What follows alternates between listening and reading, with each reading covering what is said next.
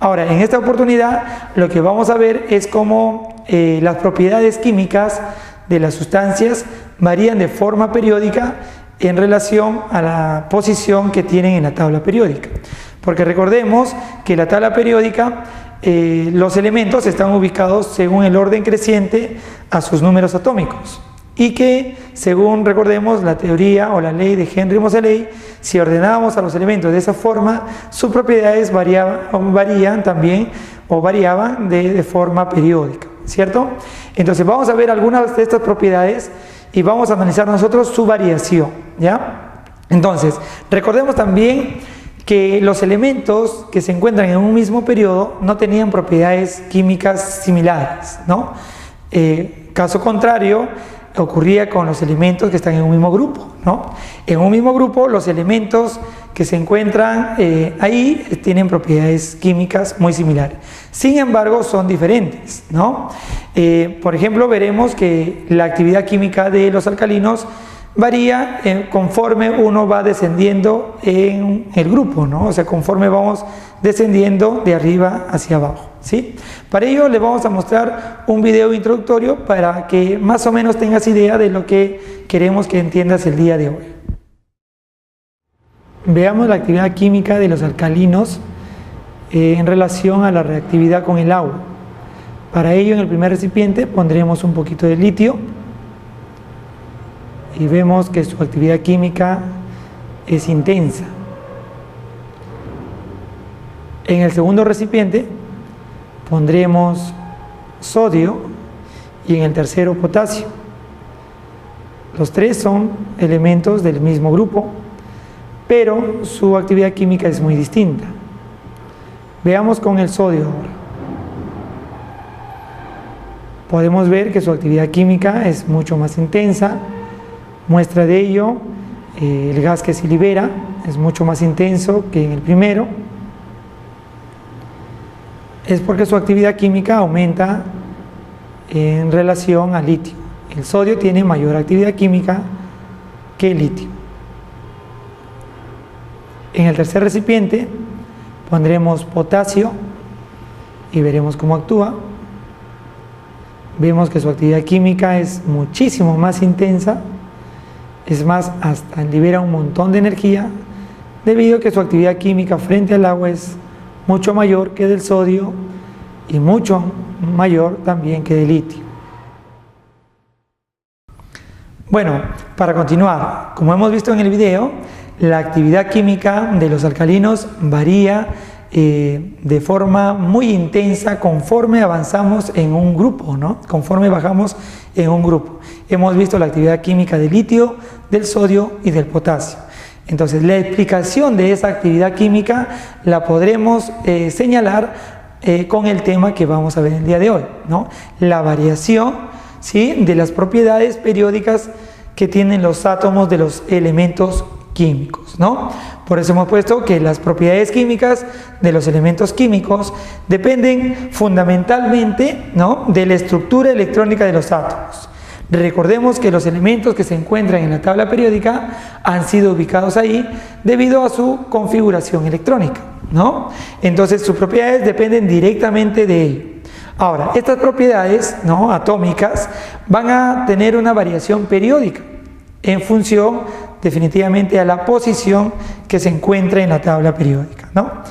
Y como según esto, es decir, como según la estructura electrónica, depende la ubicación de los elementos químicos en la tabla periódica, ¿no?, tabla periódica moderna, ¿no? Veremos que de forma muy general estas propiedades, en las que vamos a estudiar, varían regularmente a lo largo del periodo y a lo también largo o alto de un grupo, ¿no?, de la tabla periódica moderna. Es decir, lo que vamos a analizar exactamente el día de hoy es cómo varían algunas de estas propiedades teniendo en cuenta la posición en la tabla periódica.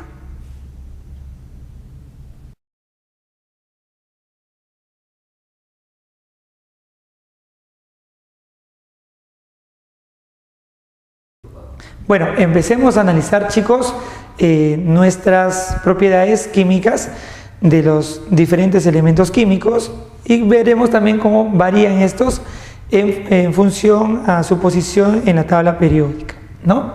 La primera propiedad que veremos es en relación al radio atómico, ¿ya?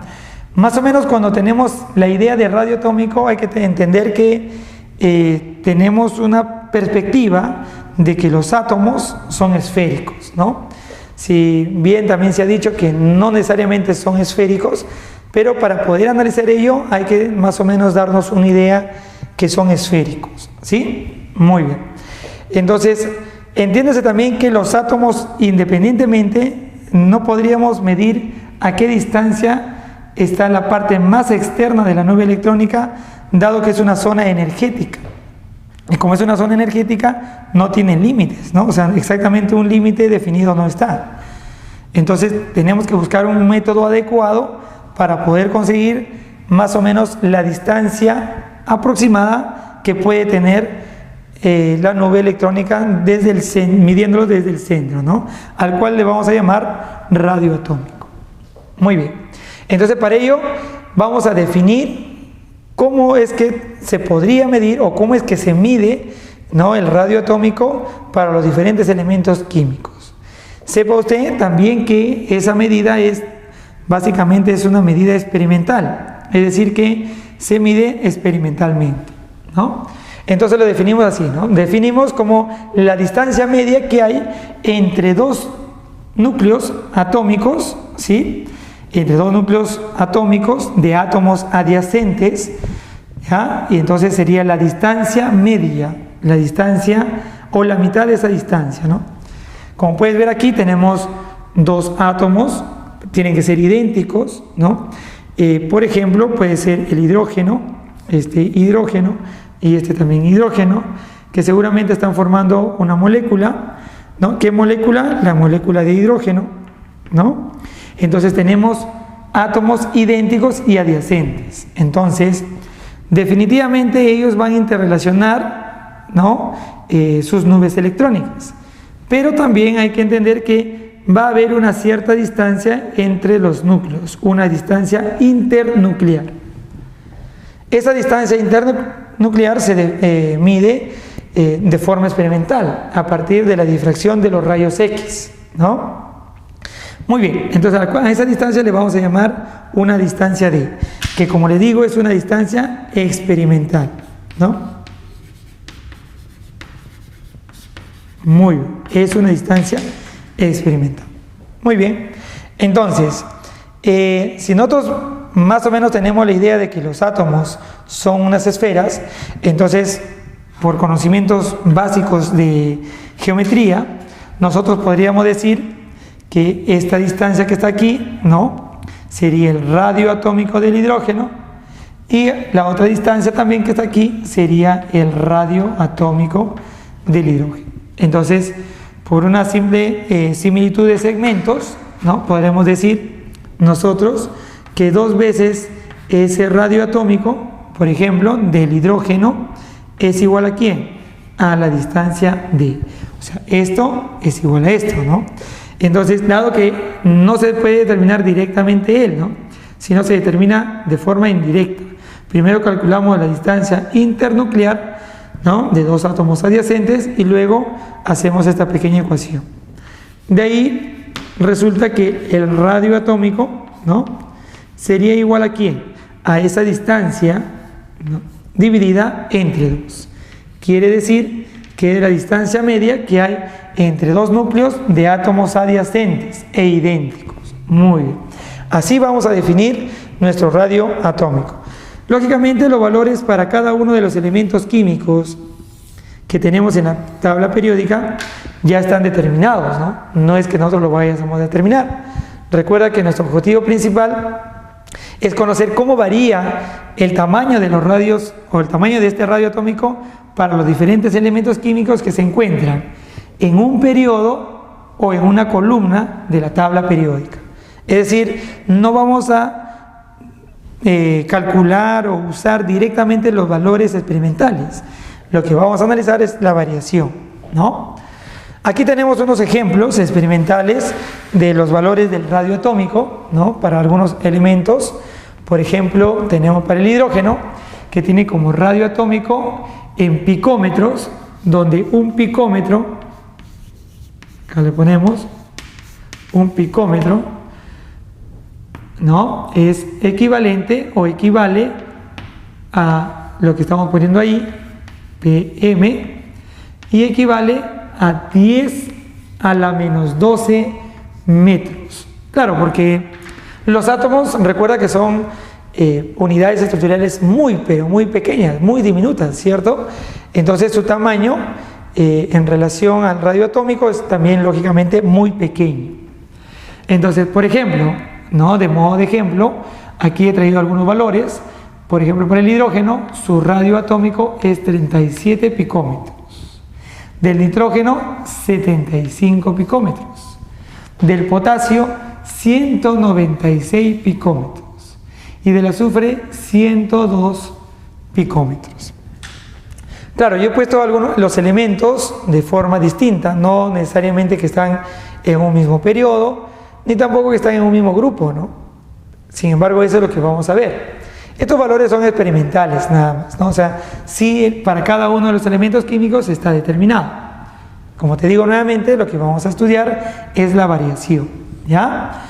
Para ello, aquí te estoy mostrando una especie de ejercicio, ¿no?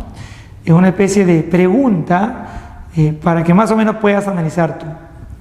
Aquí tenemos al elemento litio, al elemento oxígeno y al elemento sodio, de los cuales me dan sus números atómicos. Para el litio 3, para el oxígeno 8 y para el sodio 11. Y la pregunta es, ¿quién tiene menor radio atómico? Es decir, ¿quién tiene menor tamaño en relación a los demás, ¿no? A los demás que están ahí. Básicamente podríamos analizar de la siguiente manera, ¿no? Si un átomo tiene bastantes electrones, entonces su nube electrónica es muy grande. Si un elemento tiene pocos electrones, entonces su nube es pequeña, ¿no? Entonces, lo que podríamos decir tal vez que el átomo más grande podría ser el sodio y el átomo más pequeño podría ser el litio. Pero, ¿será eso así o no? ¿No? Entonces, eso es lo que nos toca analizar el día de hoy. Por eso, para hacer ello, tenemos que recurrir a conocimientos previos que ya tenemos, ¿ya? Muy bien. Estos conocimientos previos se basan básicamente en la distribución electrónica de los elementos, ¿no? Y la ubicación a partir de ello en la tabla periódica, ¿sí? Sin embargo, necesitamos unos conceptos previos para también entender la atracción que hay del núcleo con los electrones, el cual te voy a mostrar a continuación. Antes de entender la variación del radio atómico, veamos un concepto previo, un concepto físico previo en relación a la atracción que existe entre cargas, ¿sí?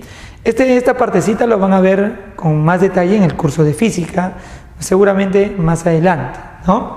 Pero es muy importante conocer de qué dependen las fuerzas entre las cargas, porque básicamente son las interacciones entre cargas, en nuestro caso, en el caso de química, núcleo positivo con electrones, ¿no? Necesitamos conocer cómo varía, ¿no? De qué depende esa atracción, ¿ya?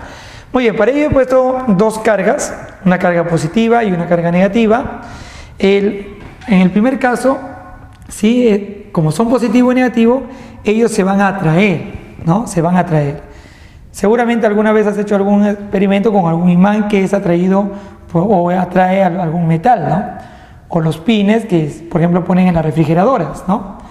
Entonces, eso básicamente depende de la carga que tengan los cuerpos, ¿sí? Entonces, estas cargas que están separadas a una cierta distancia, 1 por ejemplo, ¿no? Puede aumentar su fuerza eléctrica dependiendo de las cargas, ¿no? Si las cargas, en este caso, varían, entonces la fuerza varía. Supongamos que aquí la carga es Q y aquí la carga Q minúscula, ¿no? Básicamente este menos me va a representar a nosotros al electrón y el positivo al núcleo atómico. Ahora, el núcleo atómico puede variar en carga, dado que recordemos que para cada elemento químico va a tener una cierta cantidad de protones. Por lo tanto, va a tener una cierta carga nuclear, ¿no? Muy bien. Entonces, esta carga puede variar, mira, de Q a 2Q. El aquí no voy a hacerlo variar porque básicamente me va a representar a un electrón, ¿ya? La distancia la vamos a mantener igual, ¿sí? La misma distancia. Entonces, aquí viene la primera ley, por decir así, ¿no? Si tenemos cargas contrarias, ¿ya? Entonces, estos se van a atraer. Y esa fuerza de atracción va a depender directamente de la cantidad de carga que tenga. Como estos son iguales, depende directamente de esta carga de aquí. Si es Q y aquí es el doble, entonces ¿dónde va a haber mayor fuerza de atracción eléctrica? En el segundo caso. Si aquí dibujamos, por ejemplo, la fuerza de atracción F, que vendría a ser la misma para él, ¿no? En física van a ver más adelante acción y reacción, ¿no? Si sobre él actúa F, sobre él también, ¿no? Es una fuerza eléctrica, ¿ya? Entonces sobre él va a crecer un poco más. ¿Por qué crece un poco más? Porque la carga aumenta, ¿no? Le estamos viendo 2Q.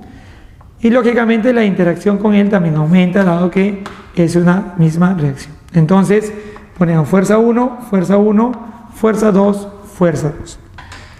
Entonces la fuerza 2, vamos a decir, va a ser mayor a la fuerza 1. ¿Por qué? Porque la fuerza de atracción eléctrica depende directamente de la cantidad de carga. Entonces podemos decir nosotros, a mayor carga,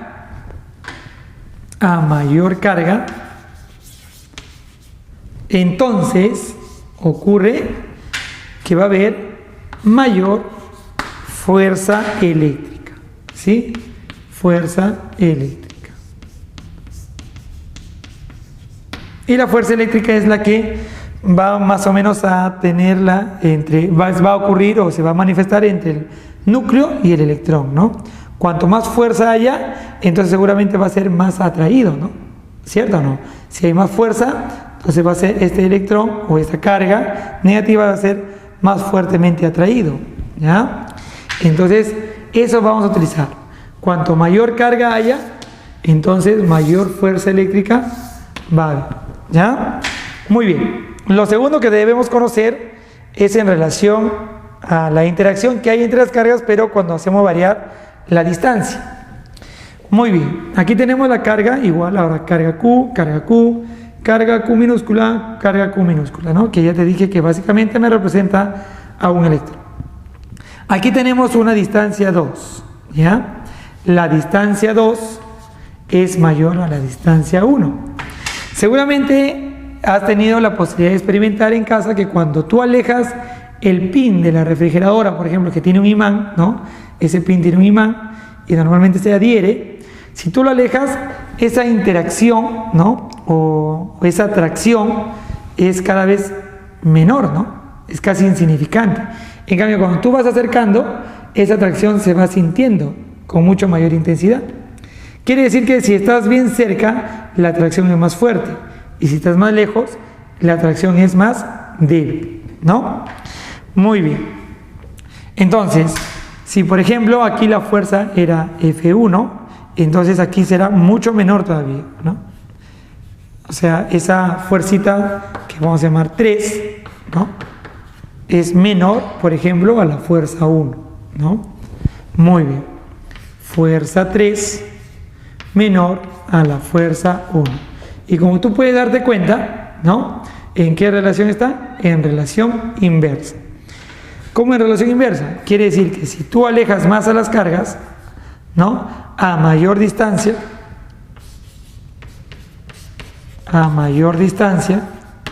entonces, ¿qué va a haber? Menor fuerza eléctrica. ¿Cierto o no? Muy bien. Fuerza eléctrica.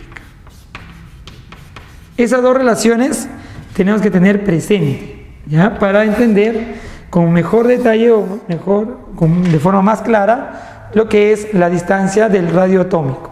Muy bien.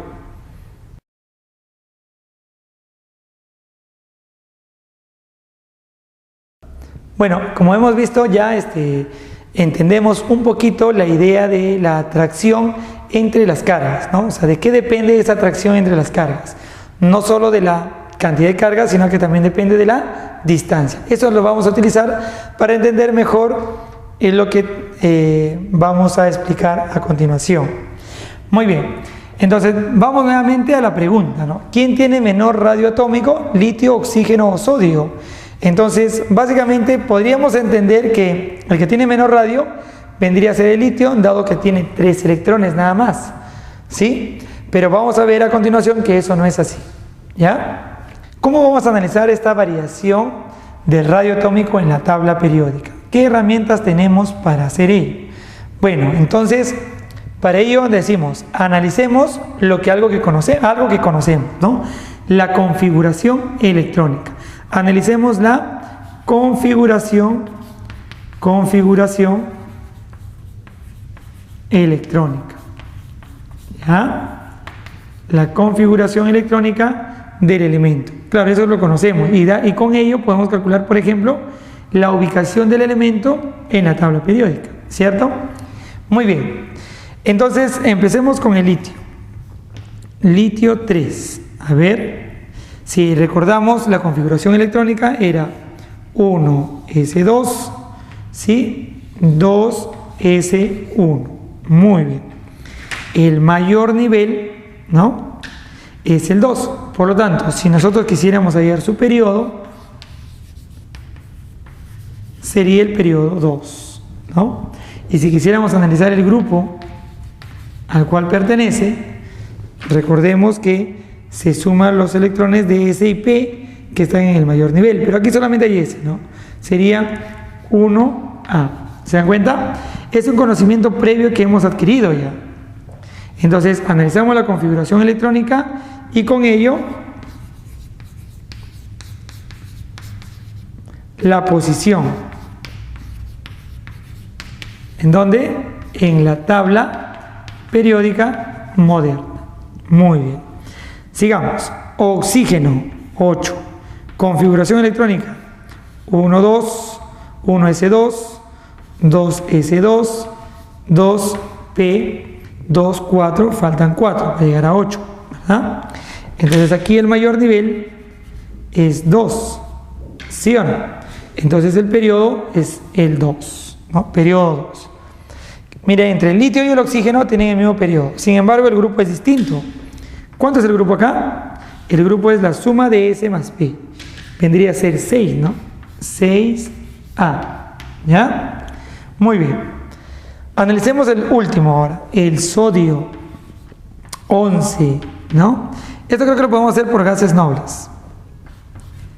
Neón 10, 3S1.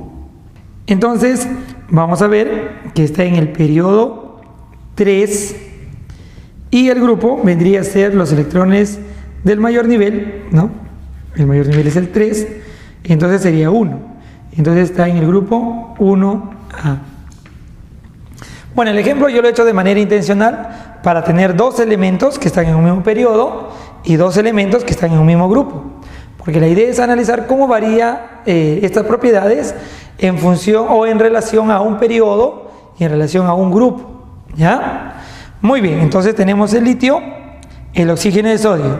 Litio y oxígeno en un mismo periodo, litio y sodio en un mismo grupo. Entonces vamos a analizar. Para ello vamos a lo siguiente. La variación del radio atómico en un grupo, ¿ya? Entonces para ello voy a analizar a los elementos que están en un mismo grupo. ¿Quiénes son los elementos que están en el mismo grupo? El litio y el sodio, ¿no? Entonces ponemos aquí el litio, que tiene como número atómico 3, y el sodio, que tiene como número atómico 11. Muy bien. Si nosotros más o menos tenemos la idea de lo que son los niveles, porque ya lo hemos estudiado, entonces diremos que el litio tiene 2 niveles. Por lo tanto, es como si tuviese 2 capas, ¿no? Por ejemplo, aquí desde el centro ponemos una capa, ¿no? Entonces, el litio tiene 2 capas. Ahí está, ¿ya? Y en cambio el sodio, si nosotros analizamos el sodio ¿cuántas capas tiene? 3, ¿no? A partir de su núcleo tendría 3 capas, ¿no? 1, 2, 3 capas, ¿no? Entonces creo que es notorio y es rápido de analizar quién es el que tiene mayor radio, ¿cierto o no? Muy bien. ¿Quién va a tener más radio? Bueno, más radio tendrá el que tenga mayor cantidad de niveles, ¿no? Entonces observamos que aquí tiene un radio atómico, ¿ya? Y aquí va a tener un radio atómico mayor, ¿sí o no? Muy bien. Dado que tiene mayor cantidad de niveles. Entonces, para elementos de un mismo grupo, ¿sí? El 1A, este es el alcalinos tercios, ¿no? Este está en el periodo 2, en cambio el otro está en el periodo 3, quiere decir que tiene más niveles. Entonces, ¿cómo aumenta el radio atómico? Aumenta conforme aumenta el número atómico, ¿sí? 3, 11. Cuanto mayor número atómico tenga, mayor radio atómico tendrá. Entonces, concluimos que en un grupo, a mayor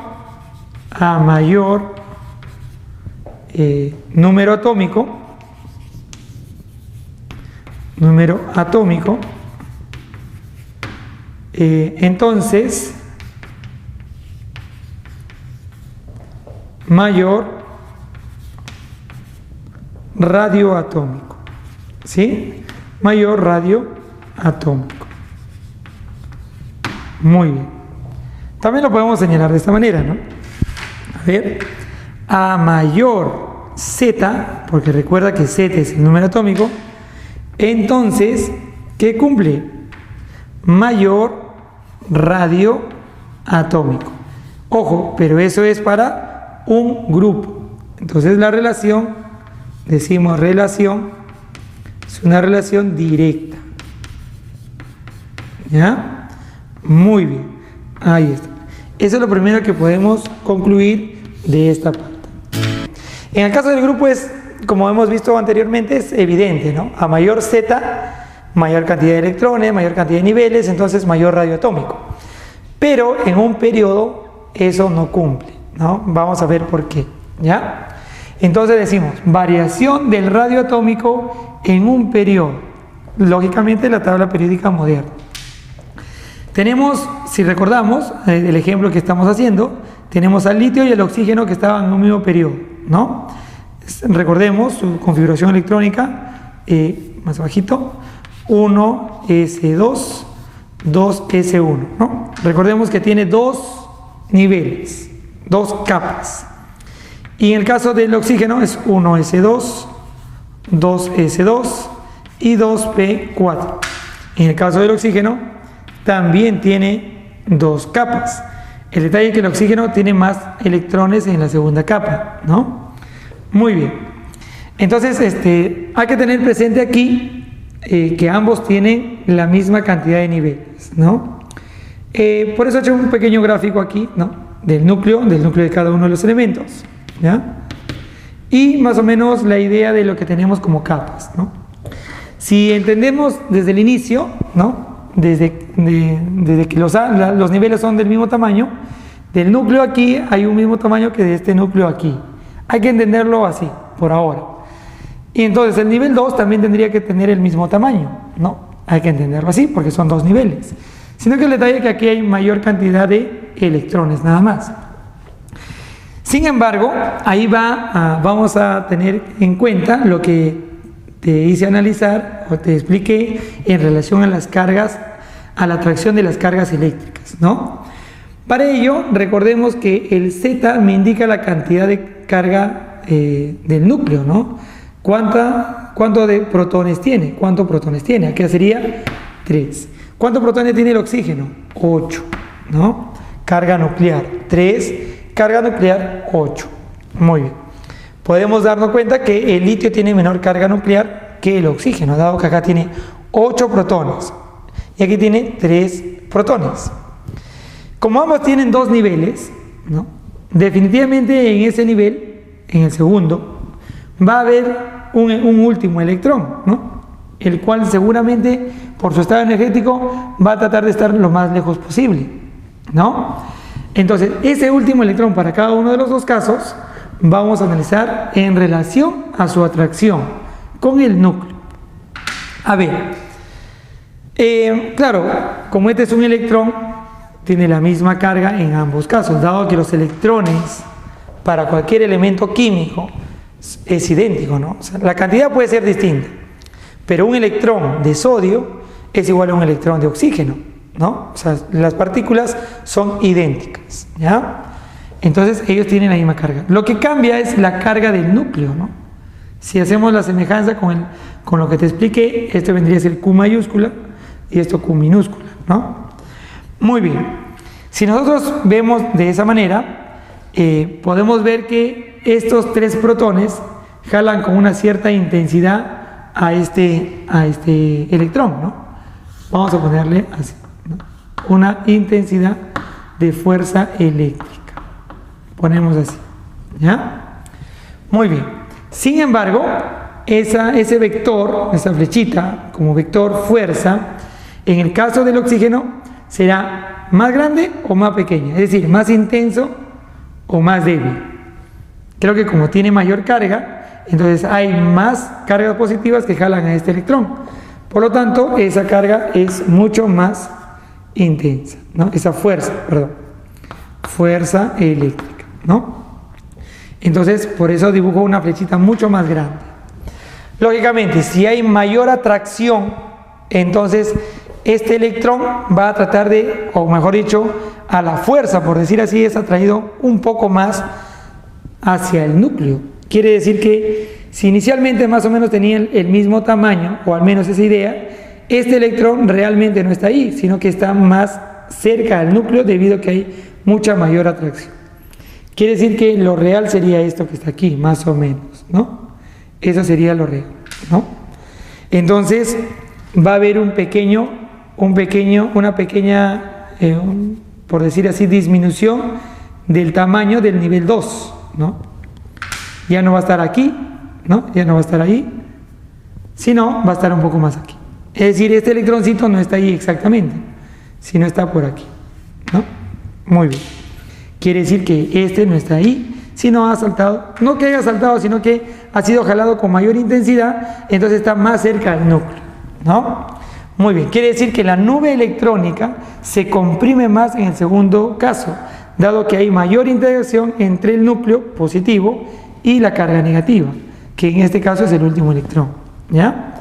Es por ello que si nosotros analizamos ahora el radio, ¿no? El radio atómico, vamos a ponerlo por aquí, radio atómico en el primer caso y el radio atómico en el segundo caso, es notorio, o podemos ya concluir, que el radio atómico del oxígeno es más pequeño porque su interacción es más intensa con el último electrón, ¿no?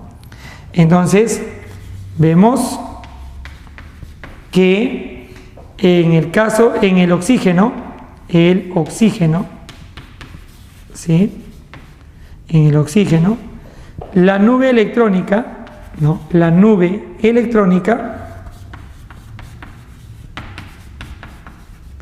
se comprime mucho más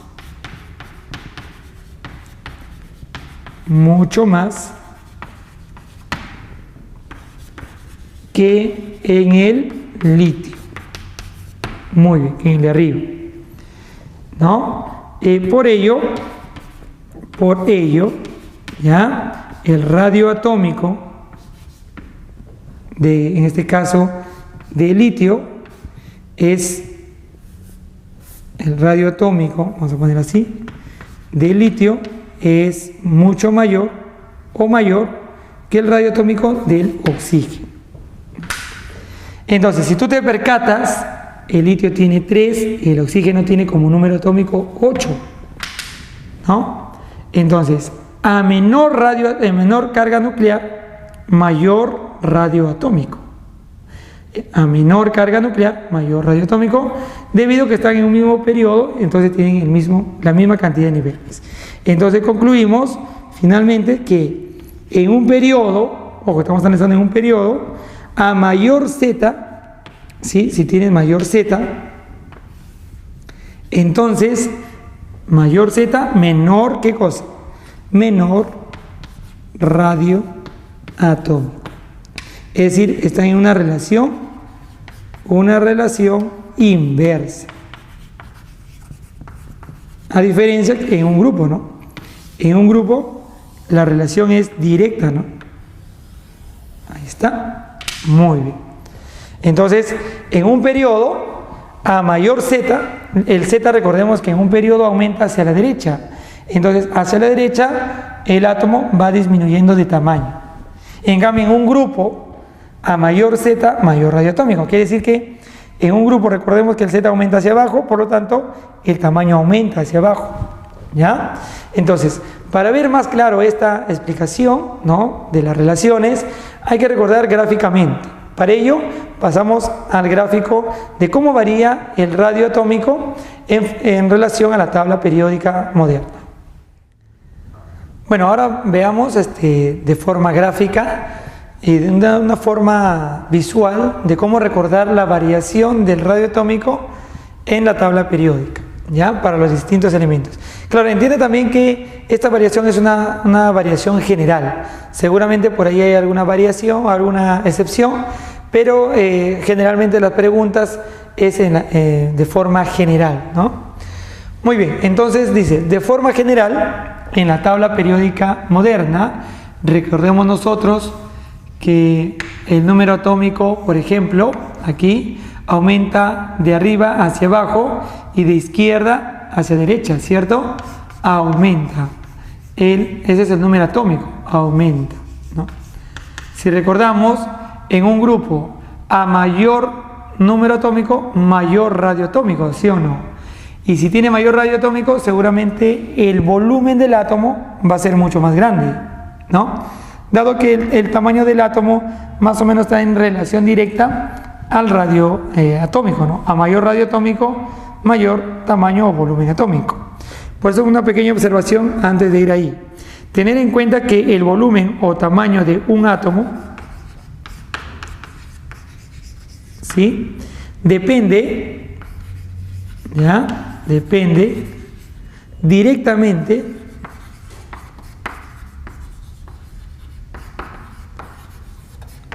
del radio atómico, ¿ya? ¿Cómo así? Que a mayor radio atómico, entonces mayor volumen del átomo o tamaño del átomo. Tamaño atómico. ¿Ya? Muy bien, es decir, están en una relación directa. ¿Ya? Una relación directa. Entonces, eso lo podemos encerrar, ¿ya?, para tener siempre en cuenta. Muy bien. Entonces, recordemos que en un grupo, a mayor Z, mayor radio atómico, por lo tanto, mayor volumen atómico, ¿no? Y es muy evidente el gráfico, ¿no? ¿Cierto? Es muy visual, ¿no? Conforme vamos bajando, ¿qué pasa con el tamaño del átomo? Va creciendo, ¿cierto? ¿No? Debido a que conforme vas bajando también va aumentando los niveles, ¿no? En cambio, a mayor Z en un periodo, ¿no?, ocurre lo contrario, ¿sí o no? Mira, este es en un periodo. Aquí, periodo. ¿Ya? En cambio, en esta parte es un grupo, ¿sí o no? Vamos a poner por arriba. Mejor, porque vamos a escribir algo. Grupo. Muy bien. En un grupo y en un periodo. En un periodo, a mayor Z, más chiquito el átomo. Es decir, a mayor Z, menor radio atómico, ¿no? Estaba en relación inversa. Eso ya lo hemos interpretado, hemos explicado en la parte anterior. Entonces, según el orden de las flechitas, ¿no?, amarillas, ¿qué aumenta? Hacia la izquierda, en un periodo, aumenta el tamaño del átomo, por lo tanto está aumentando el radio atómico. Y hacia abajo aumenta también el radio atómico. En sentido de las flechas, en el sentido de las flechas, aumenta el radio atómico. ¿ya? R.A. Tener en cuenta ahí. Muy bien. Entonces ya hemos visto de forma visual, de forma práctica, cómo vas a recordar la variación del radio atómico para los diferentes elementos químicos en la tabla periódica. Tienes la opción tú de hacer la distribución electrónica si es que te dan el número atómico del elemento, o tal vez recuerdas alguna posición en especial de los elementos y utilizas este gráfico, ¿sí? Entonces ya tenemos varias herramientas nosotros para poder analizar la variación de los elementos o del radio atómico de los elementos químicos de la tabla periódica. Ahora pasemos a analizar el radio iónico. En muchos ejercicios nos van a consultar la variación tal vez del radio de algunos elementos, ¿no? De algunos átomos que no necesariamente sean neutros, en este caso que sean iones, ¿no? Recordemos que tenemos dos tipos de iones: catión, que perdió electrones, y anión, que ganó electrones. Entonces, ¿cómo analizaríamos el radio para este tipo de especies iónicas? Entonces, para ello hay que entender un poquito lo que es el radio iónico que vamos a ver ahora, ¿no? Entonces, aquí hay dos formas de analizar de manera sencilla, ¿no? Dado que puede ser muy variable, dado que para cada elemento distinto puede perder una diferente cantidad de electrones, dependiendo cómo está su actividad química, ¿no? O cómo está formado, o con quién está formando un compuesto químico. Es decir, no necesariamente se puede analizar de forma general, ¿no? Pero sí podemos analizar de maneras particulares, de los cuales nos pueden preguntar, ¿no? Por ejemplo, dice: el radio iónico para especies del mismo elemento químico, ¿no? Tengo aquí un gráfico donde he dibujado más o menos la idea de tres especies, ¿no? Son del mismo elemento químico, pero uno de ellos es el neutro, uno de ellos es un catión y uno de ellos es el anión, ¿ya? Entonces, para átomos del mismo elemento químico, 1, 2, 3 del mismo elemento. Si es el mismo elemento, tener en cuenta que la carga nuclear es la misma, o sea, tiene la misma carga nuclear. 2, 3, 4, 10, 20, qué sé yo, cuántos protones sea, pero tiene la misma carga, ¿no? Entonces, si tiene la misma carga, a todos los electrones que tenga, los va a atraer con la misma intensidad. Entonces, ya no va a depender tanto de la carga del núcleo, sino de a cuántos electrones atraiga, ¿sí? Entonces, si atrae a menos electrones, entonces va a ser más pequeño la nube electrónica. En cambio, si atrae a más electrones, va a ser menos intensa la interacción, ¿no? Entonces, si nosotros podemos analizar de esa manera, el más pequeño sería del catión, ¿sí? El mediano sería del átomo neutro y el grande sería del anión, ¿no? Claro, una cierta cantidad de electrones que haya perdido, ¿ya? Entonces, para átomos o especies del mismo elemento químico, el radio atómico, o el radio en este caso iónico, ¿no? Para diferentes especies, va a variar según como hemos visto aquí, ¿no? El radio atómico vemos que del catión es más pequeño que del neutro, y este a su vez más pequeño que del anión, ¿no? Entonces podemos deducir, ¿ya?, que el radio iónico del catión, ¿ya?, es más pequeño que el radio atómico del átomo neutro. Claro, porque cuando es átomo neutro no se dice radio iónico, sino se dice radio atómico, ¿ya? Y es menor que el radio iónico del anión, ¿ya? Entonces podemos concluir esa partecita, ¿ya, chicos? Entonces, cada vez que tengamos especies del mismo elemento que sean iones, ¿no?, entonces podemos analizar con esta parte, ¿ya? Sin embargo, no siempre los iones que te manden a analizar van a ser de la misma especie, ¿no? O sea, no van a ser del mismo elemento químico, ¿ya? En este caso, por ejemplo, es el catión, ¿no?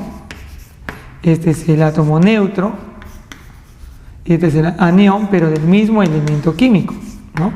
O sea, del mismo elemento químico, ¿ya? Puede ser que sea de diferentes elementos químicos. Entonces, cuando son de diferentes elementos químicos, algo en particular deben tener para poder analizar. Entonces, ese particular que podemos analizar es cuando las especies químicas, ¿no?, sean isoelectrónicas. Cuando decimos que son especies químicas isoelectrónicas, quiere decir que tienen igual configuración electrónica. Y si ya te está diciendo que son isoelectrónicas, entonces tiene igual cantidad de electrones, ¿ya? Por ejemplo, aquí tengo el flúor, ¿no?, anión de flúor o fluoruro, ion fluoruro, y el ion sódico, ¿ya?, catión sódico. Muy bien, el flúor, perdón, aquí está ganando un electrón, ¿no? Entonces, el número de electrones, ¿cómo sería? Sería 10. Y aquí el número de electrones, ¿cómo sería? Sería los 11 que tenía menos 1, o sea, también 10. Tiene la misma cantidad de electrones, ¿ya? Si hacemos su configuración electrónica, sería 1s2, 2s2, 2p6. Igual aquí, si hacemos su configuración electrónica, sería 1s2, 2s2 y 2p6. ¿Estamos de acuerdo? Y como puedes ver y darte cuenta, ambos tienen igual configuración electrónica. Por lo tanto, son especies isoelectrónicas. Cuando las especies son isoelectrónicas, entonces debemos analizar de la siguiente manera. Creo que más o menos podemos analizar de forma similar cuando analizamos para átomos en un mismo periodo, ¿ya? Veamos aquí. Por ejemplo, aquí, en el caso del primero. En el caso del primero, ¿cuántos protones tiene? ¿Cuántos protones tiene? Tiene 9 protones. En el caso del segundo, tiene 11 protones, ¿sí o no?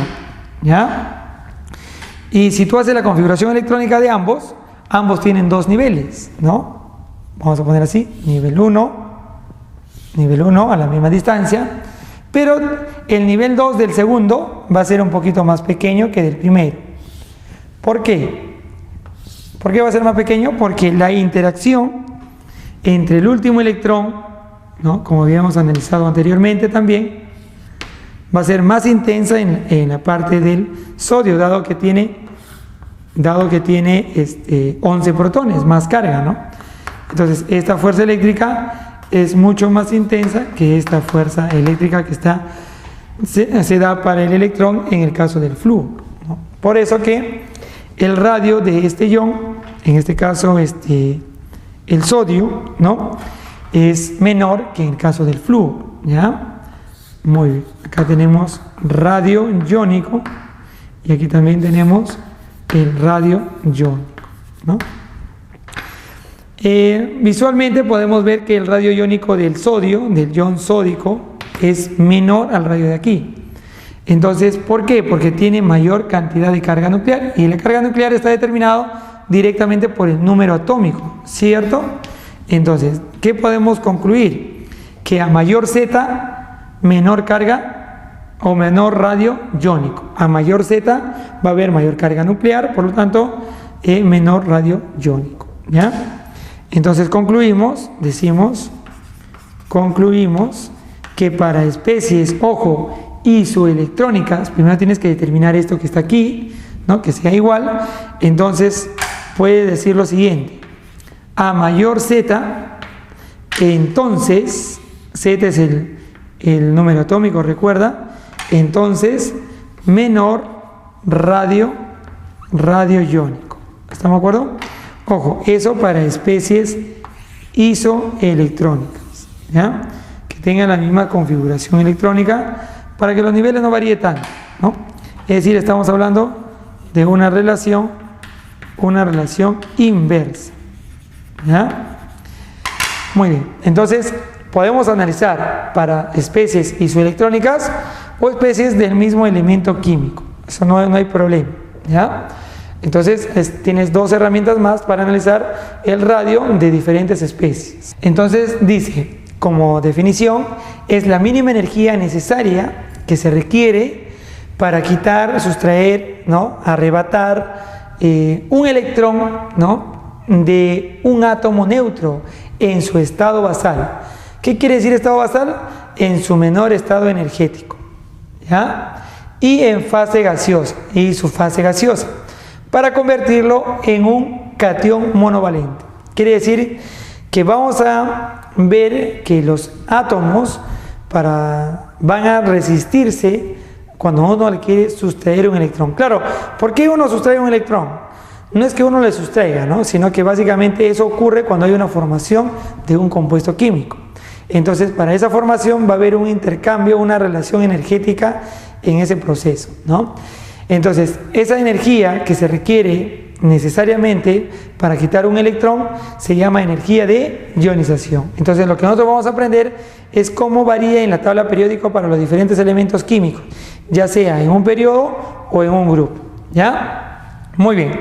Entonces, aquí tenemos un átomo neutro, al cual lo representamos con la letra X, neutro, el cual tiene en la parte externa, ¿no? Aquí en esta parte externa va a tener un electroncito, ahí está, un electrón. Entonces voy a tratar de sustraerlo yo a eso. Para sustraerlo yo tengo que invertir energía, ¿no? Ahí está, energía. Voy a darle energía al átomo para sustraerlo. Claro, vamos a tener que invertir energía. Cuando tú quieres sustraer algo, necesitas invertir energía, ¿ya? Muy bien. Entonces, este electroncito va a salir disparado luego, ¿no? Ahí está, por ahí. Entonces, esa energía que se requiere para sustraer un electrón se llama energía de ionización. Pero esa energía, como dice su definición, tiene que ser la mínima. Muy bien, ese electroncito va a estar fuera del átomo ahora. Ahí está. Entonces, nuestro átomo, ¿en qué se ha convertido cuando pierde un electrón? Bueno, en un catión. Y como pierde uno, es un catión monovalente. No es que ya no tenga electrones, seguramente por ahí va a tener muchos más electrones, pero estamos hablando directamente que estamos quitando a un electrón, ¿no? Se va muy lejos para que no tenga una especie de atracción el átomo, en este caso el núcleo, sobre ese electrón, ¿no? Es decir, su atracción va a ser mínima, por lo tanto la energía tiene que ser la necesaria como para poder sustraerlo de tal modo que la interacción del núcleo con él sea mínima y ya no pueda atraerlo y él se escapa, ¿no? Es como por ejemplo cuando si tú lanzas un objeto hacia el aire, ¿por qué regresa? Por efectos de la acción gravitatoria, ¿no? Hay una interacción, ¿cierto? Hay una especie de fuerza que atrae los cuerpos que suben, ¿no? Y los atrae hacia abajo, ¿cierto? Entonces, si yo la lanzo con más fuerza, seguramente irá más arriba, pero siempre regresará, ¿cierto? Entonces, si yo quisiera salir de esa interacción que hay de la Tierra sobre los cuerpos pequeños, ¿no? Entonces yo tendría que darle una gran cantidad de energía al objeto para que salga de esa atracción gravitatoria, ¿no? De esa influencia que tiene la Tierra sobre los cuerpos. Entonces no va a ser una energía pequeña ni mediana, ¿no? Sino será una gran energía, ¿no? Y por eso, por ejemplo, cuando las naves espaciales quieren salir al espacio, tiene que invertir una gran energía, ¿no? Y si alguna vez tal vez han visto o pueden ver en algún canal de televisión o de internet, ¿no? O cuando ocurre el despegue de las naves espaciales, se emite una gran cantidad de humo, ¿no? de gases, y se desprende una gran cantidad de energía, debido a que se le tiene que dar una gran energía al cuerpo para que salga de esa atracción gravitatoria, ¿no? Burle esa atracción gravitatoria. Entonces se requiere una gran cantidad energética. Algo parecido es para el electrón. Dado que aquí hay una influencia de este núcleo sobre el electrón, entonces para quitar esa influencia o para que ya no haya esa influencia, tengo que llevar ese electrón muy lejos, ¿no? O sea, y por eso tengo que darle una gran energía. Porque ¿qué tal si tú le das una energía y no sale, ¿no? Puede darse, ¿no? En el caso, ¿no? Como por ejemplo cuando tú tiras la tiza, regresa, ¿no? Regresa a tu mano, ¿ya? Entonces esa energía tiene que ser la necesaria para poder sustraer al electrón. He dibujado la especie de átomos, ¿no? En este caso átomo neutro, y este es un átomo iónico, ¿no? Uno más grande y uno más pequeño. Es lógico porque recuerden que hemos analizado el radio iónico también. Si nosotros sustraemos un electrón, entonces los electrones que quedan van a ser más influenciados por la misma carga que había al inicio, ¿cierto o no? Por lo tanto, la nube electrónica se comprime, por lo tanto es más pequeño dicho átomo, ¿no? Dicho átomo iónico. Muy bien, entonces, para este átomo yo tengo que brindarle energía, ¿ya? Energía. Voy a brindar energía y se va a transformar en el catión monovalente. Lógicamente tienes que indicar también que estás sustrayendo un electrón, ¿no?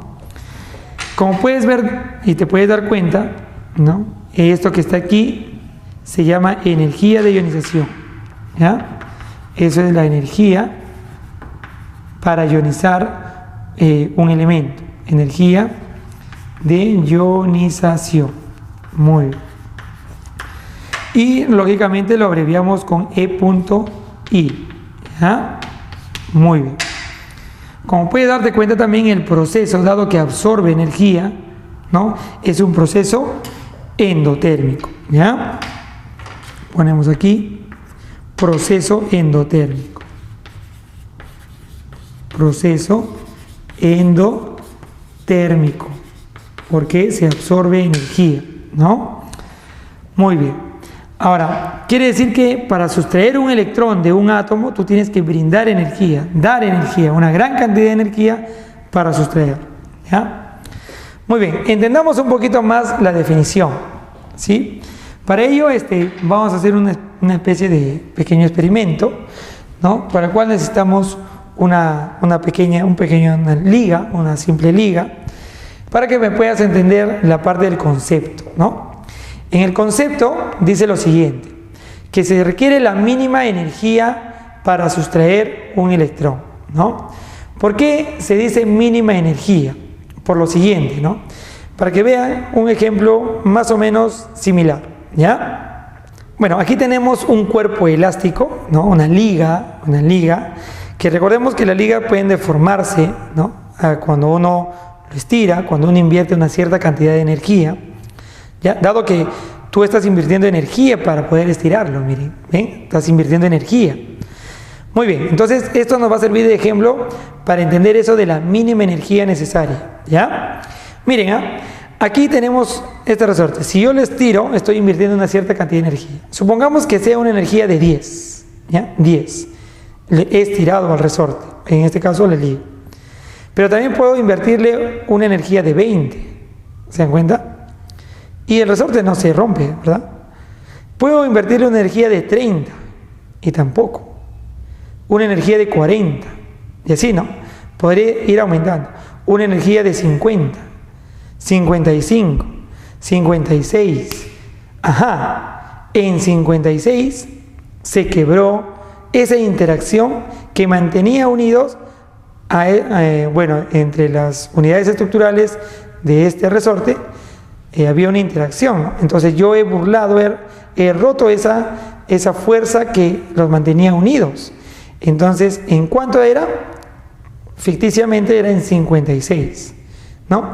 Es decir, si yo invierto 56 de energía, burlo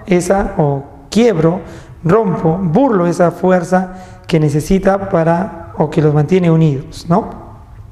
Por lo tanto, la energía mínima para romper este resorte es de 56. Pero una pregunta sería, yo si invierto 100, ¿puedo romper el resorte? Sí. Si invierto 200, también. Si invierto 70, también, ¿no? Entonces, esa mínima energía va a depender directamente, ¿no? de cuánto es lo que se requiere como mínimo, ¿no? Muy bien, entonces tenemos entendido que la mínima energía que se requiere para sustraer un electrón es aquella que se necesita justamente para quitar un electrón, ¿no? Esto puede aumentar, como hemos visto, para el elástico, ¿no? En el resorte, para romperlo, necesitamos como mínimo 56, pero si le invertíamos 70 o 100, lo rompíamos también. O sea, puede haber un montón de energías que nos sirven para ionizar, pero la definición no está con cualquier energía, sino está con la mínima energía. Por lo tanto, hay que subrayar esta parte, mínima energía, ¿ya? Para quitar un electrón en su átomo neutro, o sea, tiene que ser neutro, ¿ya? Y en su estado basal, o sea, no tiene que haber ganado nada de energía este átomo, ¿ya? Y en su fase gaseosa. ¿Por qué en su fase gaseosa? Lo que ocurre es que si nosotros estuviésemos en la fase líquida, muchos átomos estarían juntos. Entonces, si nosotros brindamos energía, esa energía que brindamos puede ser que vaya no solo a un átomo, sino a más de un átomo. Entonces, por lo tanto, necesitamos que la sustancia esté lo más dispersa posible para que la energía que le brindemos sea directamente a una unidad estructural, en este caso átomos o una molécula, ¿no? En este caso formada por dos átomos. Es por eso que la sustancia debe estar en fase gaseosa para poder medir esa energía necesaria para sustraer un electrón, ¿no? Muy bien, entonces, para finalizar esta parte, la energía de ionización es la energía que se requiere como mínimo para sustraer un electrón de un átomo y convertirlo en su catión monovalente, ¿ya? Ahora, tenemos como ejemplo lo siguiente, ¿sí? Dado que las energías de ionización ya están experimentalmente determinadas, no es que lo vayamos a determinar. Recuerda que nosotros lo que tenemos que analizar es la variación en la tabla periódica, ¿no? Entonces, como ejemplo, pongamos el siguiente, para un elemento en especial. Por ejemplo, para el litio, ¿no? El litio en su estado basal, ¿no? Va a requerir una cierta cantidad de energía, ¿ya? ¿Qué cantidad de energía puede ser, no? O sea, eso experimentalmente está determinado. 520 kilojoules por cada mol, ¿ya? Muy bien. ¿Qué significa 520 kilojoules? Significa 520.000, porque el kilo es 1000.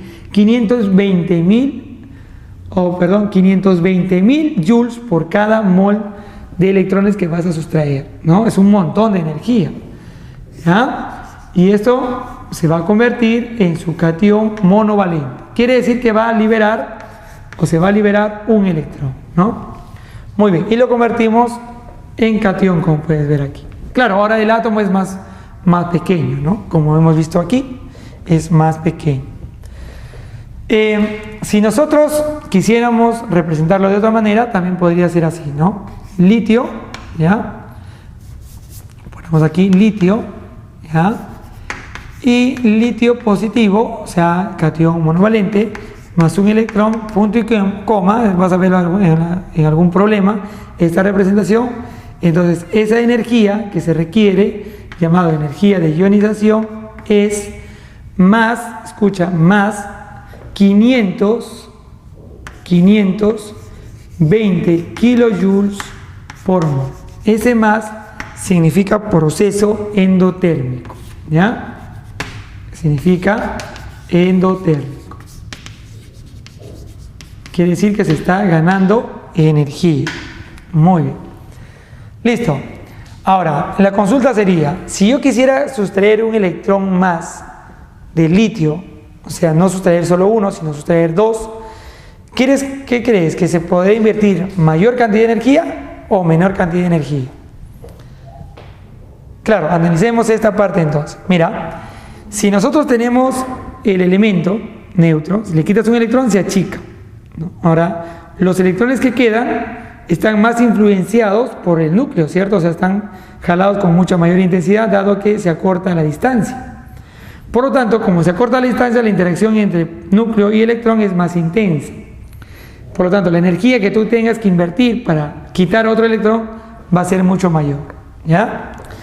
Y cuando tú quieres sustraer a un segundo electrón, se llama segunda energía de ionización. Es decir, esta energía que está aquí se llama primera energía de ionización. ¿Estamos de acuerdo? Entonces decimos primera energía de ionización. ¿Por qué? Porque es para quitar al primer electrón. ¿Estamos de acuerdo? Eso se denomina esto que está aquí, primera energía de ionización. Claro, si hay primera, lógicamente tiene que haber una segunda energía, ¿no? Porque se puede sustraer a un segundo electrón del átomo, ¿ya? Muy bien, entonces ahora lo que tenemos es al litio positivo, al catión monovalente. Y para él tienes que invertir energía. ¿Qué cantidad de energía crees que se invierte? ¿Mayor o menor? Ya te he dicho. se va a invertir mucha mayor energía, dado que va a haber mucha mayor influencia porque el átomo se acorta, se hace más pequeño su nube electrónica, ¿sí? En este caso es una cantidad experimental, determinada experimentalmente, es 7300 kilojoules por cada mol, ¿no? O sea, es un montón de energía en relación a él, ¿no? ¿Sí? Son casi 12, 13 veces más, ¿no?, de lo que era él, ¿no? Entonces, ahora le vamos a sustraer un segundo electrón. Quiere decir que si era catión monovalente, ahora va a ser catión divalente, ¿ya? Más un electrón más. Esa es la forma de representar. Entonces, a esto que está aquí se le llama segunda energía de ionización. Energía de ionización. Listo, y como podemos ver, es mucho más complicado quitar un segundo electrón al catión, dado que se ha achicado, ¿no? Por eso, en general, ¿no?, o siempre cumplirá, siempre cumple lo siguiente, ¿no?, que la primera energía de ionización va a ser menor que la segunda energía de ionización. Quiere decir que para quitar o sustraer un segundo electrón va a ser mucho más difícil, y para sustraer un tercer electrón mucho más todavía. Tercera energía de ionización, y así si es que hubiese más energías de ionización. Quiere decir que cada vez es más difícil sustraer un electrón del átomo, ¿ya? Bueno, teniendo en claro ya lo que es la energía de ionización, entonces veamos cómo varía para los diferentes elementos químicos en la tabla periódica. Es muy importante conocer el concepto de lo que es energía de ionización, ¿no?, dado que al conocer esto podemos entender, por ejemplo, por qué los metales se oxidan más fácilmente que los no metales, ¿no?, o por qué, por ejemplo, cuando vimos el video inicial, en un grupo, por ejemplo en los alcalinos, el litio, en relación a su actividad química con el agua, era menos activo que el potasio, por ejemplo, en el video que vimos, ¿no? Entonces, eso nos podemos explicar a partir de la energía de ionización. Y la energía de ionización básicamente está decreciendo en relación también al tamaño del átomo. Y si no conocíamos la variación, y si no conocemos la variación de los elementos en la tabla periódica en relación a su tamaño, también no podríamos entender cuál es la variación de la energía de ionización en la tabla periódica, ¿no? Entonces es por ello que primero hemos hecho lo que es el radioatómico, y también hemos visto su variación. Ahora vamos a ver la variación de la energía de ionización, en la tabla periódica moderna, ¿sí? Para eso hemos hecho este gráfico, ¿sí?, que ya lo has visto seguramente en la parte de radioatómico, pero ahora lo vamos a utilizar para hacer entender lo que es la energía de ionización. Muy bien. Entonces decimos variación de la energía de ionización en la tabla periódica moderna, ¿sí? Recuerden que la variación va a ser en un grupo y en un periodo, ¿no? Este gráfico ya lo entiendes porque ya te hemos explicado, ¿no?, que en un grupo de arriba hacia abajo aumenta el tamaño del átomo, y en un periodo aumenta de derecha a izquierda, ¿no?, como está el gráfico, ¿ya?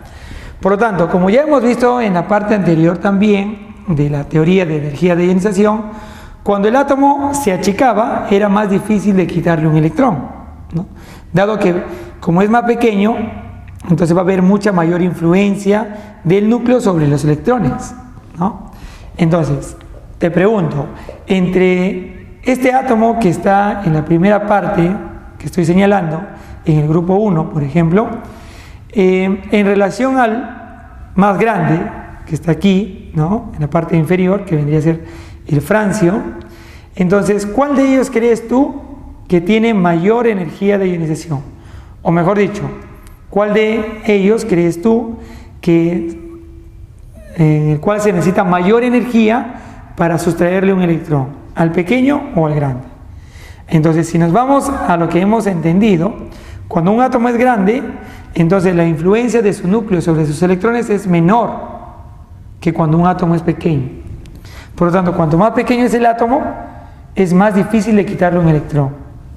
Y cuando más grande es más fácil de quitarle un electrón. Por lo tanto, como es más fácil de quitarle un electrón, reacciona más fácilmente, porque requiere menos energía. Es por eso que cuando vimos en la actividad química, aquí en Bloch, ¿no? El litio tiene menor actividad química que ¿quién? Que el sodio, ¿cierto o no? Y este a su vez tenía menor actividad química que el potasio. Si tú analizas, estos están en este periodo, el periodo 1. Si tú analizas por tamaños, el litio podría ser de este tamaño, el sodio un poquito más grande y el potasio mucho más grande, ¿no? ¿Estamos de acuerdo? Porque el tamaño de un átomo varía de esa manera. Entonces, ¿quién es más difícil de sustraerle un electrón? O sea, ¿quién es más difícil de quitarle un electrón? ¿A quién es más difícil de oxidar? Cuando tú le quitas un electrón, lo estás oxidando. Podemos darnos cuenta que es más difícil quitarle al más pequeño, ¿sí? Dado que todos estos, ¿sí?, tienen un electrón de valencia, un electrón en la capa más externa, ya terminan en NS1. Por lo tanto, ese electroncito de la capa más externa es más difícil quitarle aquí, porque es más pequeño, ¿ya? Entonces, dado que se requiere más energía, entonces es más difícil que reaccione en comparación a él. Por eso el potasio reacciona con mayor violencia que el litio, como hemos visto en el video experimental de la primera parte, ¿no? El potasio tiene mayor actividad que el sodio y el sodio mayor actividad que el litio, ¿no? Es debido a la energía de ionización, ¿no? Entonces, según ello, nosotros podemos hacer nuestra variación de los elementos o de la energía de ionización en un grupo y un periodo para los elementos químicos, ¿no? Muy bien, entonces, siguiendo esa lógica, cuanto más pequeño es, entonces más energía se requiere. Cuanto más grande es, menos energía se requiere. Por lo tanto, según la flechita que estoy poniendo, está disminuyendo el tamaño, ¿sí o no? En ese sentido, se hace más pequeño el átomo. ¿Y en qué sentido más se hace más pequeño el átomo? Hacia arriba, ¿sí o no? Ahí está. Entonces, en el sentido de las flechitas, ¿ya? En el sentido de estas flechitas de amarillo, ¿qué aumenta? ¿Qué aumenta en este sentido de las flechitas? Aumenta la energía que se requiere para sustraer un electrón, es decir, aumenta la energía de ionización. Si tú más o menos también tienes en cuenta la variación según su característica de los elementos químicos, recuerda que por aquí, ¿quiénes están? Por este lado están los no metales, ¿recuerdas, no? Los no metales. Muy bien. Y por este lado están los metales, ¿sí o no? Cuando hablas de la energía de ionización, ¿sí?, a menor energía de ionización quiere decir que requiere menos energía para quitarle un electrón, menos energía para oxidarlo. Entonces, entre los metales y los no metales, ¿quiénes son más fáciles de oxidar? Los metales. ¿Por qué? Porque tienen menor energía para ionizar, o sea, se requiere menos energía que estos que están aquí, que son los no metales. Entonces, vemos que nuestra propiedad es coherente con el agrupamiento de los elementos según esa propiedad de ser metal y no metal, ¿no? ¿Qué elementos tienen la mayor energía de ionización? Los gases nobles, ¿no? Son los más pequeñitos en cada periodo, ¿sí o no? Por lo tanto, ellos son los que tienen una mayor energía de ionización. Quiere decir que son muy reacios para perder un electrón. Y definitivamente, los gases nobles, que están en la última parte, ¿no?, son inactivos, son inertes, no reaccionan, debido también a que tienen una alta energía de ionización. Muy bien. Entonces, decimos, en sentido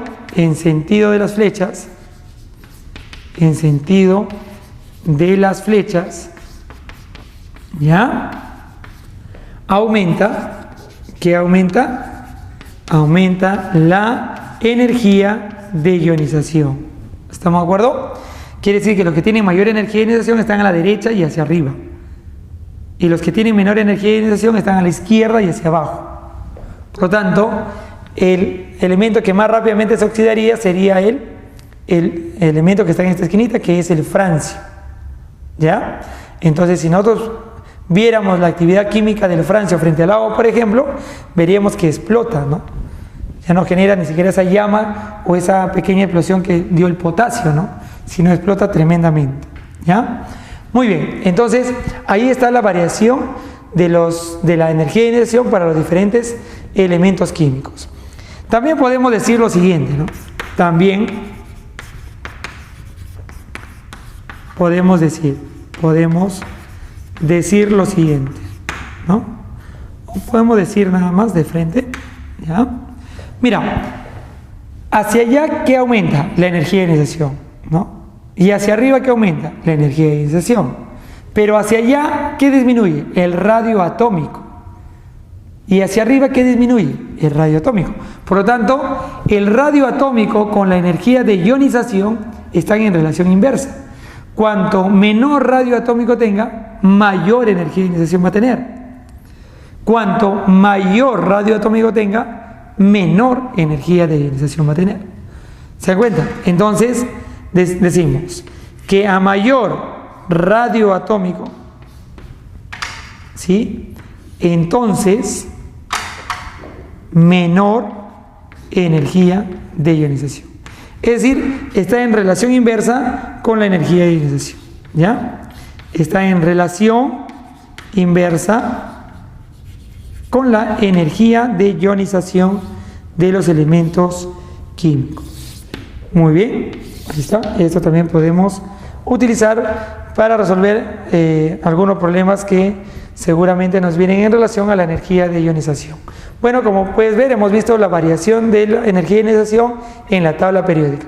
De forma gráfica creo que es más sencillo de observar esa variación. Ahora pasemos a ver la última propiedad, que es la electronegatividad. Bueno, pasemos a ver ahora la tercera propiedad que nos hemos planteado, que en este caso es la electronegatividad, ¿no? La electronegatividad se define como la fuerza relativa que tienen los átomos para atraer los electrones hacia sí cuando hay una formación del enlace químico, ¿no? Es decir, que solo se puede medir cuando hay formación de enlace químico, cuando hay una interacción entre dos átomos. No se puede medir independientemente, no es una fuerza relativa para atraer electrones. Esta es la definición básicamente de la electronegatividad, ¿ya? Entonces, la electronegatividad está representado en la escala de Linus-Pauling, ¿sí? Lo ponemos aquí en la escala de Linus-Pauling, ¿no? Que más o menos nos da la relación de promedio de esas fuerzas relativas, dado que esa fuerza también va a depender de que con quién elemento estés interactuando, ¿no? Una cosa es que tú interactúes con un elemento u otro, ¿no? Dependiendo, ¿por qué? Porque ambos pueden tener diferente capacidad para atraer electrones. Esto quiere decir que esa electronegatividad para los elementos químicos puede ser variable, ¿no? Pero en un promedio de esas fuerzas relativas nos lo da el señor Linus Pauling, y el cual de todos los elementos más o menos está determinado, de la gran mayoría, ¿ya? De los que forman compuestos químicos, lógicamente. Entonces ponemos algunos para que más o menos veas los valores. Elemento, por ejemplo, el de mayor electronegatividad es el flúor, es el primero, es el mayor, ¿no? Este es el primero, ¿ya? Que tiene un valor de 4,0, no tiene unidad, ¿ya?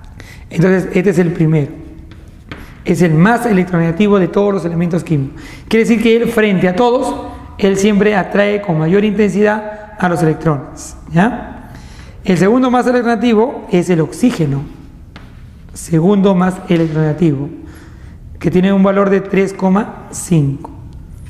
Si hay un segundo, definitivamente va a haber un tercero. El tercero es el nitrógeno, ¿ya? Tiene un valor de 3,0 en promedio. Eso puede variar, recuerden, ¿no? Ahora, nosotros no vamos a analizar siempre los valores, ¿no? Sino que tal vez en algún caso, cuando veamos enlace químico, los valores nos van a servir. Lo que vamos a ver el día de hoy, o lo que estamos viendo en las diferentes propiedades, es su variación en la tabla periódica. Otro elemento, ya no necesariamente el cuarto, es por ejemplo el sodio. El sodio, vamos a poner del sodio mejor, del sodio, ¿ya? Es 0,9, ¿ya? Muy bien, tiene una baja electronegatividad.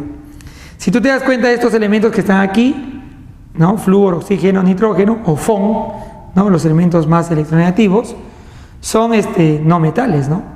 Flúor, oxígeno, nitrógeno, y están en la parte derecha de la tabla periódica. En cambio el sodio es un metal, que está en la parte izquierda, ¿no? Entonces los metales tienen baja electronegatividad y los no metales tienen más bien alta electronegatividad. Entonces veamos su variación en la tabla periódica, ¿sí? Muy bien, entonces según esta escala, el de mayor electronegatividad, como puedes ver y como te he dicho, ¿quién es? Es el flúor, que lo ponemos por aquí, el flúor, ¿ya? Y tú de forma práctica vas a decir así: si tú quieres ser como el flúor, un ganador, porque siempre quiere ganar electrones, ¿no? O al menos tiene esa tendencia, entonces tienes que seguirlo, ¿sí o no? Y para seguirlo a él, tienes que irte ¿hacia dónde? Hacia la derecha en un periodo, y ¿hacia dónde? Hacia arriba en un grupo. Entonces, en este sentido, ¿ya? Aumenta la electronegatividad. Con eso también podemos ver que está en relación directa con la energía de ionización. Claro, ¿no? Si es difícil que pierda, más bien tiene tendencia a ganar. ¿Ya? Muy bien. En ese sentido, aumenta la electronegatividad. No olvidar también, y siempre recordar, que el Z aumenta en ese sentido, ¿no? Hacia la derecha y hacia abajo. Por lo tanto, en el sentido de las flechas amarillas, ¿no? De las flechas, pues lo estoy poniendo del mismo color, ¿ya? Aumenta la electronegatividad.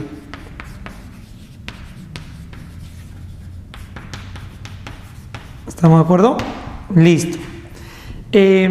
Claro, pero hay que tener en cuenta algo, chicos, ¿sí? Si bien el flúor es el elemento más electronegativo, porque siempre va a tener la tendencia a atraer electrones, hay unos elementos que no forman compuestos químicos, que son los gases nobles, ¿ya? Estos elementos que están aquí, que tú los conoces, que se llaman los gases nobles, ¿no? No les vamos a considerar su electronegatividad, ¿no? Dado que no forman compuestos químicos, ¿ya? Eso como observación. No se toma en cuenta, ¿no? No se toma en cuenta, ¿ya? La electronegatividad de los gases nobles, debido a que ellos no forman compuestos químicos, no son inertes, debido a que ellos no forman por lo general compuestos químicos, no forman por lo general